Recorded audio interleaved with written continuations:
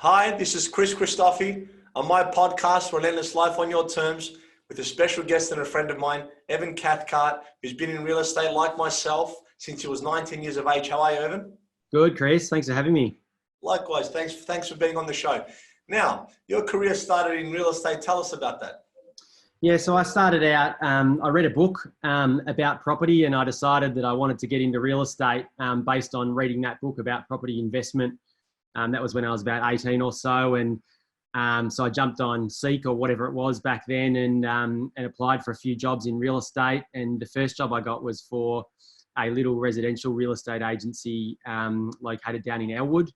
I'd come from the country, so at the time I didn't even know where Elwood was. So I got the Melways out and I went down to my job interview, and I had this long bleached blonde hair and handwriting on my hands. And the guy that was interviewing me said, if you cut your hair and you scrub the handwriting off your hands, you can have the job. So I got the job, and I started out there in resi real estate, and that was a really good way to sort of cut my teeth in the business.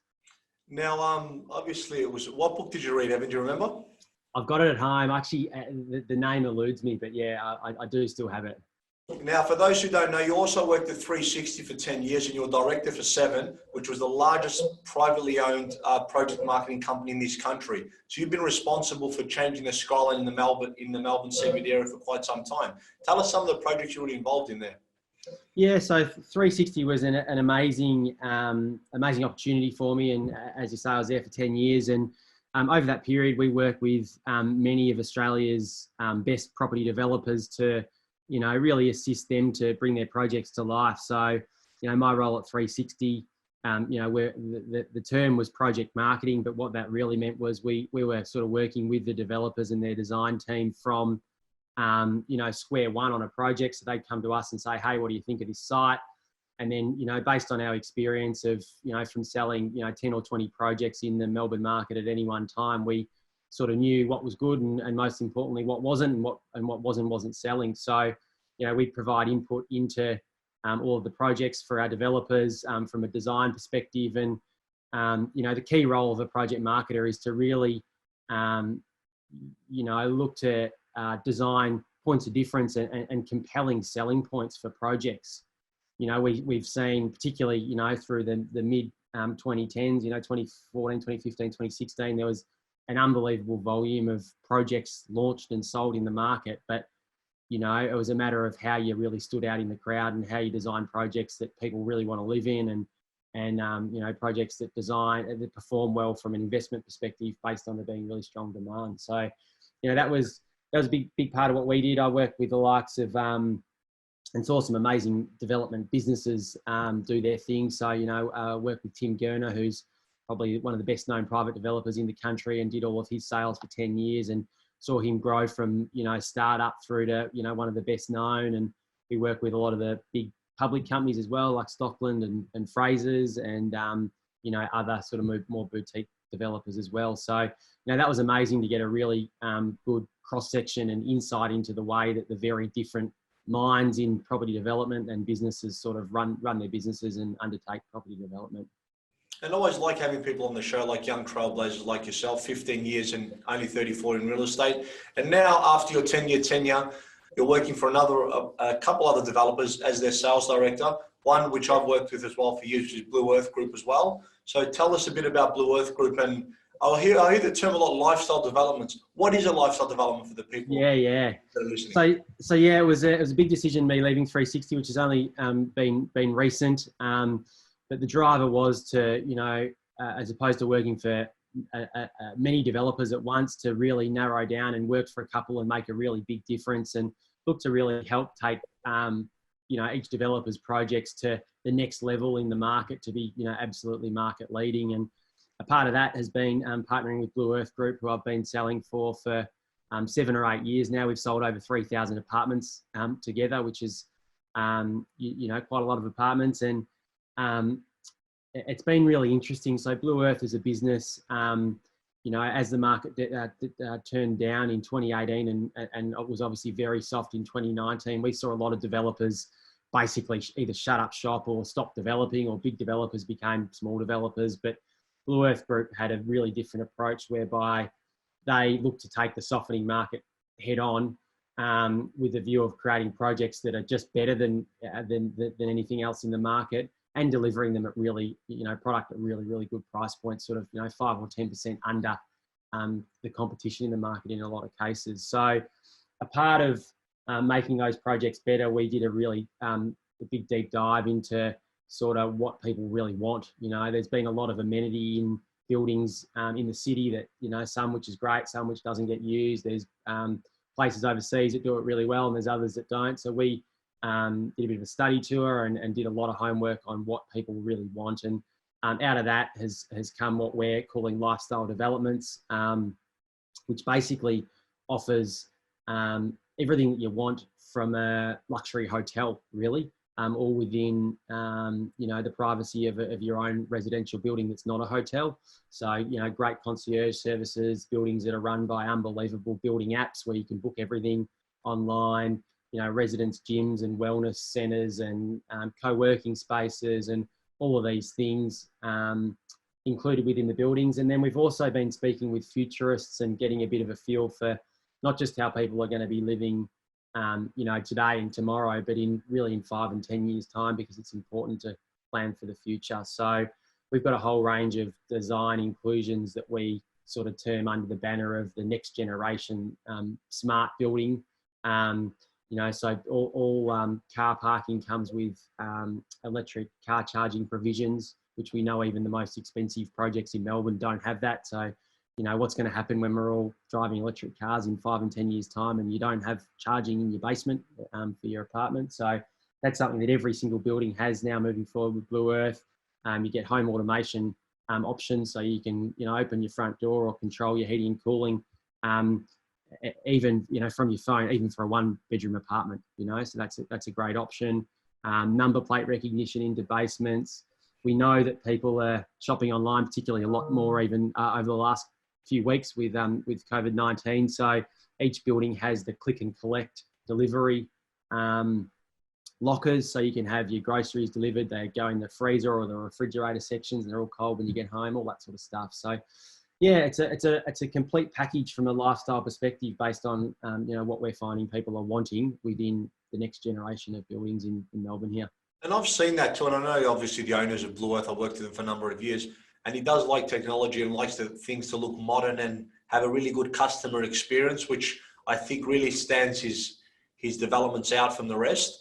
Now, Blue Earth has some of the fastest selling projects in Melbourne. Now, you've mentioned some of the reasons, and I also assume it's the reason you actually are working with Blue Earth as well. What would you say the main reason? There's affordability, there's lifestyle developments, they stand out. It's because he's looking at the future for the demand of the market, because obviously things change so rapidly with what's going on. What do you think the 2-3 key factors are? Yeah, look, I think it is those points we've touched on, which is I think the lifestyle and the overall package for the building is undeniably better than anything else we're seeing in the market, and you combine that with a price point that's attainable for your everyday buyer. Our buildings, or the Blue Earth buildings, are very much designed for owner occupiers, which is kind of a bit of an industry term. But unlike most buildings that are designed for owner occupiers, they're actually attainable for investors as well. So, being able, and one of the key drivers behind that, we've just written a piece on the affordability of apartments within Melbourne. And we know that construction costs have gone up 25 to 30% over the past couple of years. Land prices have gone up for development sites about 70% since 2015. And what that means is apartments are getting expensive in Melbourne. So 1-bedroom apartments we know now are 500 to 600,000, really right across the sort of city fringe suburbs of Melbourne. And 2 bedrooms are really in the 800s and above. If you get something in the 7s, you're doing really well. But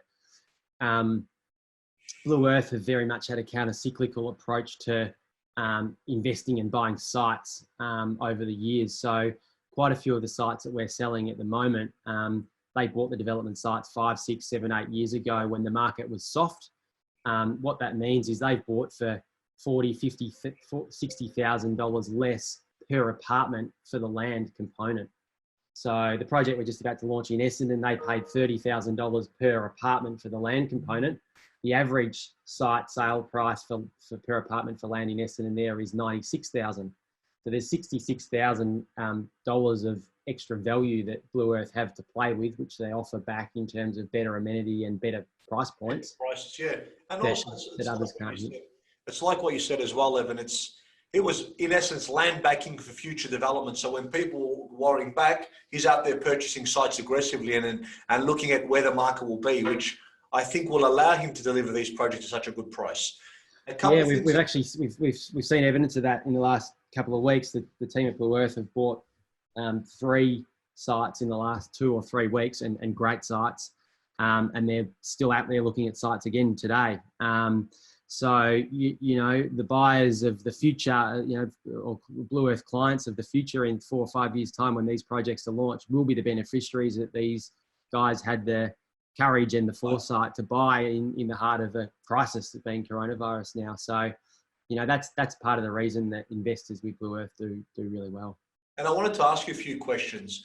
Obviously, we can't escape and not discuss it. You've been predominantly in the apartment space and now the townhouse, not house and land. So these are the 2 things we're referring to. How has the coronavirus affected sales?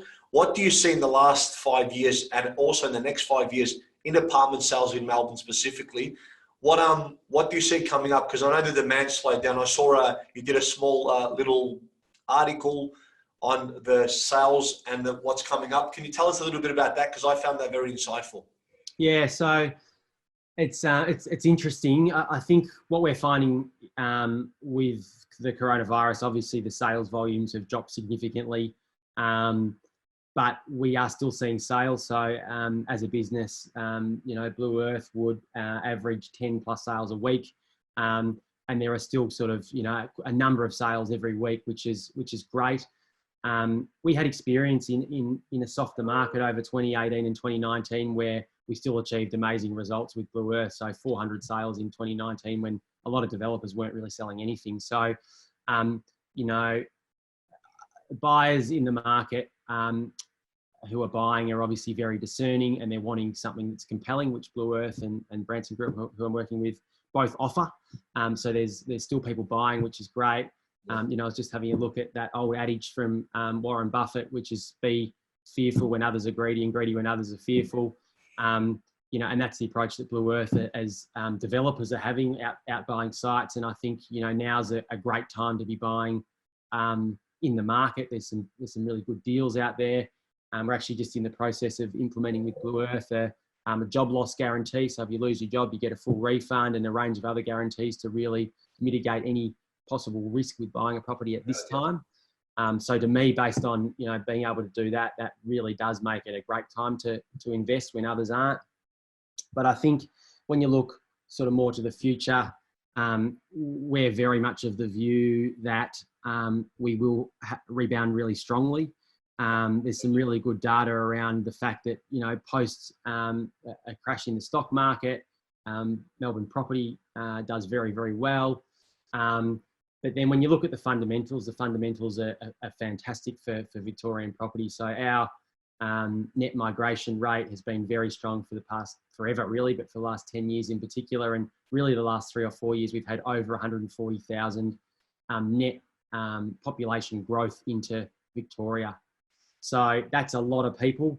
What we've also seen, which we've got some graphs on as well, is the volume of new apartments sales in the Melbourne market has dropped significantly from the peak in 2015, where there was over 51,000 new apartments sold in that year, down to last year where there was around just over 12,000 new apartments sold. So you're looking at a quarter of the number of sales. 5% difference. Yeah. So when you look at that, obviously, supply demands, and you mentioning the prices going up as well to build the sites, to acquire the sites. So, but also people are choosing, when you've got the lifestyle development, people are choosing to live near where they work. So if that's offering that amenity and the commute times are becoming so congested in Melbourne, people are looking for alternative options because they don't want to be commuting for so long to get to their workplace. So I think that's another reason why these lifestyle developments are popular. and offering that to be able to be sold to an owner-occupier plus an investor, you're opening your market, which means you'll get a better price for your product as well. Yeah, I think we also did some numbers just around the growth of Melbourne, and I suppose obviously the population growth has a really positive impact and a direct an immediate impact on the economy. When people come in, they're working and they're spending money and all that sort of stuff, which is great. We're also hearing there's been some really good reports that post COVID-19, based on how well Australia's fared throughout the crisis, we're expecting to be seen very much as a safe haven for overseas migration.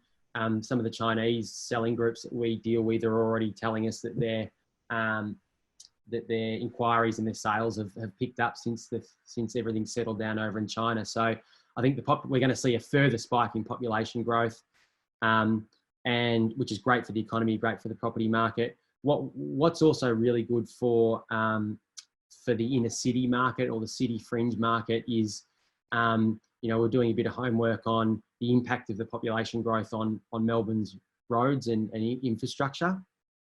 And the numbers are pretty scary if you're, living out in the growth corridors or further out. So basically there's 2,047 new cars on average on Melbourne's roads every single week. That's having a real impact on, and obviously we've got some really big and great infrastructure projects happening in Melbourne at the moment, but that's having a really big impact on, travel times as you're moving around Melbourne. So there's a great report that was commissioned by the Victorian government, which stated that in-car travel times will rise by 88% on the major arterials between 2016 and 2031. That's it. So, well, look, I've got a 3-minute walk to work. That's why I do that, for those reasons. Yeah, I don't like commuting. But it's another thing we haven't mentioned with the COVID-19. The stimulus package the government's offering is amazing. Australia is ahead of the game because you have information, but also the cash rate's at 0.25%. It's a great time to have your money active. And with incentives like you're offering, job loss, and we've negotiated that with a few developers, and now obviously you guys are doing it. There's a lot of great incentives you can get in the marketplace now that you couldn't have got 8 weeks ago or 6 weeks ago. So can I ask you, tell me some of the projects you're currently working on now. If someone was to inquire, where would the project, now I know what they are, where would they be? And tell us a bit about them. Yeah, so we've, at any one time, Blue Earth Group have sort of 3, 4 or 5 projects that are live in the market, and another 3 or 4 that are under construction, and a couple more that are in the pipeline. So at the moment, we're just gearing up to launch what I think is probably the most well-rounded project we will have seen at Blue Earth Group. It's located in Essendon, which I love, having done some really good homework on the location. Essendon's by far the most aspirational suburb in the inner north or in the northwest there. Median house price is 1.4 million. There's been a lot of sales in the area at 5 to 10 million.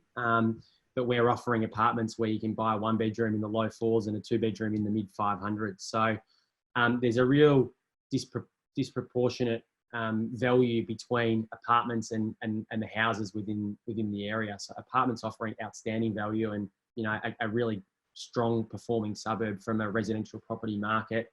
You've got absolutely everything. You've got amazing shopping. You've got good infrastructure spending. There's a $100 million